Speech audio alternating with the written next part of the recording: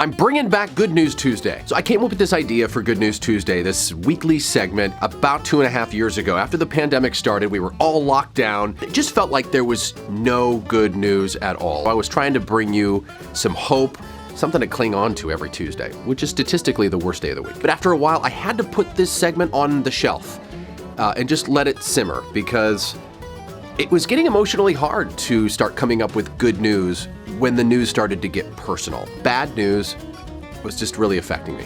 So here we are, 2.5 years later. We still need good news, right? In fact, it was actually my wife that has really been encouraging me to relaunch Good News Tuesday. So honey, I love you. Back by popular demand, let's do this. Good News Tuesday, finding the best headlines on statistically the worst day of the week. I have no data to back that up.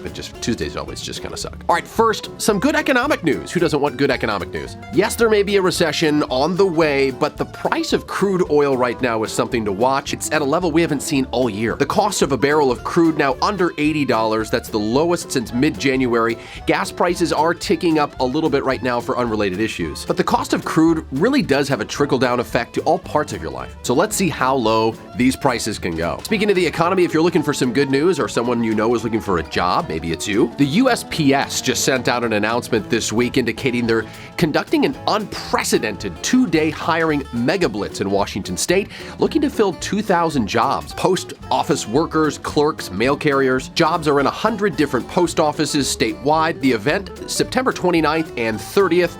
To apply, go to usps.com/careers. Always wanted to know what it would be like to be a mailman. Super good to see hiring picking back up too. For the first time in nearly 2 years, Amtrak is resuming service to Canada from Seattle. The first train left Seattle's King Street station this week, 70% full.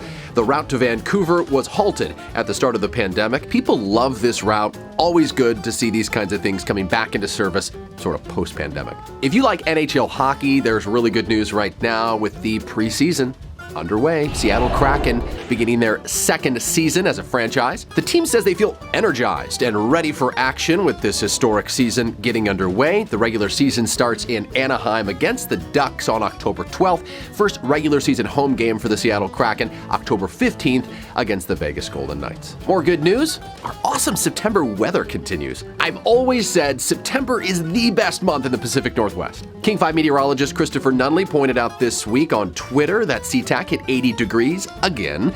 Prior to that, Seattle only achieved 80 degrees plus 19 times in the last week of September. We're now at 21 80-degree days in our history in this last month of September. So keep the good news coming there. And in case you missed this amazing moment, I thought it was amazing. Sir Elton John surprised by President Biden at the White House. President Biden surprised him with the National Humanities Medal following a performance on the South Lawn of the White House. National Humanities Medal to Sir Elton John.